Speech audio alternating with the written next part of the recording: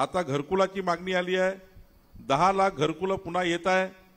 पट्टे वाटपाबद्दलचा काल निर्णय झाला आहे, प्रत्येकाला पट्टा देणे आणि त्यानंतर सर्वात महत्त्वाचा रेती आहे।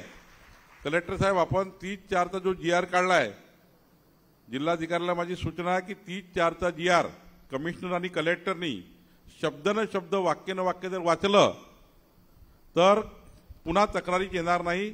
आपल्याला घरकुलाच्या लाभार्थ्यांना आपल्या सरकारने, देवेंद्र फडणवीस सरकारने काय निर्णय घेतला तर आपल्या घरकुलाचा जो लाभार्थी आहे त्यांना त्यांच्या घरी तलाठी जाईल, ग्रामसेवक जाईल आणि त्याच्या घरी 5 ब्रास रेतीची टिपी त्याच्या घरी नेऊन देईल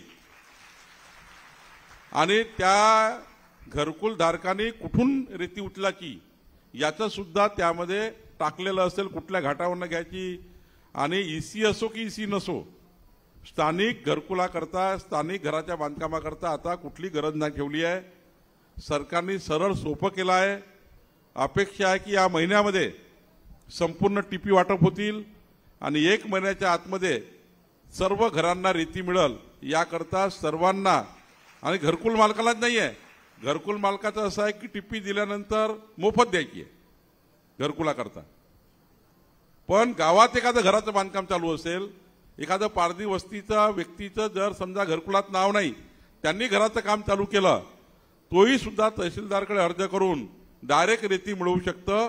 आता डायरेक्ट रेती मिळवू शकतं याचाही आपण निर्णय घेतलेला आहे आणि त्यामुळं तहसीलदार नोडल अधिकारी आहे।